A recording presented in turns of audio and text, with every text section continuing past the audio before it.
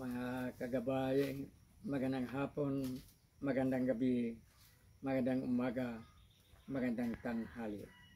Saan man tayo naroroon, ano man ang ating mga ginagawa, una at higit sa lahat, ating ialay ang ating mga sarili sa ating Panginoon. Sa loob lamang ng ilang mga sandali, ating damhin ang presensya ng Diyos. Sumasa atin ang pagpapala, ang biyaya, ang pag-ibig at ang kapayapaan ng Ama, ng Anak at ng Espiritu Santo na bubuhay at naghahari ng isang Diyos magpasawalang hanggan. Mga kagabay, consumatum est. Ito ang huling wika ng ating Panginoon. Ito ang ika-6 na wika ng ating Panginoon sa 7 wikang kanyang binigkas habang siya ay nakabayubay sa krus at naghihintay ng kamatayan. Consumatum est. Naganap na. Natapos na ang lahat. Tapos na. Sulit na. Ito ang dapat na magiging pamantayan niyon sa ating pagdiriwang ng maluwalhating muling pagkabuhay ng ating Panginoon. Natapos na ang kanyang pagpakasakit.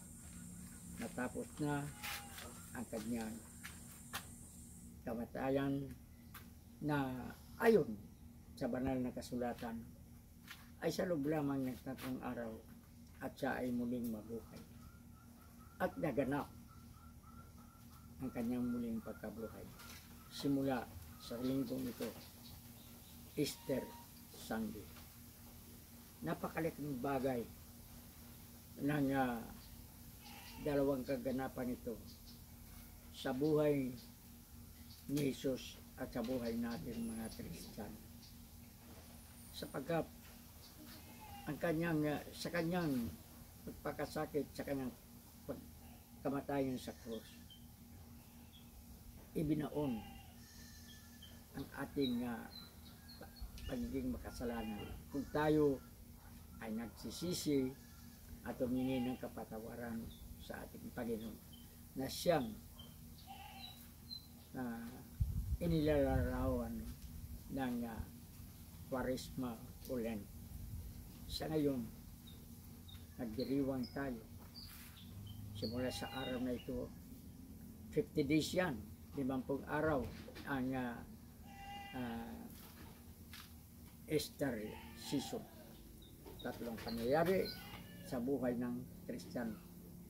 Ang muling pagkabuhay ng ating Panginoon, ang kanyang pag-akyat sa langit, at ang pagbababa ng Espiritu Santo sa mga apostolis at mga disipulo ng ating Panginoon upang pagtibayin ang kanilang pananampalataya nang sa ganon patutuloy nila ang misyon ng Panginoon alag-alang sa ating kaligtasan. At ang obligasyon ito ng mga apostolis at ng mga unang Kristiyano ay ang nagpapatuloy, ang successor, ang nagpapatuloy sa ginampanan ng mga apostolis ay ang ating mga kaparian at mga obispo. Ngayon, isa lamang ang nais nating magiging gabay ng ating mga kagabay sa mga pagkakataon ito. Ang pagbabago. Ang pagbabago mula sa pagiging maitim ng ating buhay sa pagiging busila. Mula sa ating pagiging makasalanan tungo sa kabutihan, kung maaari lamang tungo sa kabanalan. Magbabago tayong lahat. Tayong lahat mga makasalanan. At sa ngayon, ang ating bansa nagkawatak-watak. masama ang relasyon ng gobyerno at ng mga susunod sa gobyerno.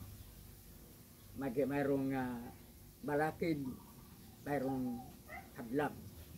Kaya kailangan natin dito ang pagbabago na gagawin natin sa ating paghahanda sa pangalawang pagdating ng ating Panginoon. Ang unang magbabago, tayong lahat. Dapat ang ating paningin, ang ating mga puso, ang ating mga diwa, nakatuon sa ating pagkakaisa, nakatuon sa pag-alis natin ng anumang balakid ng pagkawatak-watak. Ang mga tao magkaroon ng tiwala sa gobyerno at ang gobyerno gagawa ng dapat nilang gagawin ayon sa kanilang mandato. Unang magbabago ay ang mga botante, ang mga namimili, tayong mga mamimili kung sino ang ating iluluklok sa gobyerno.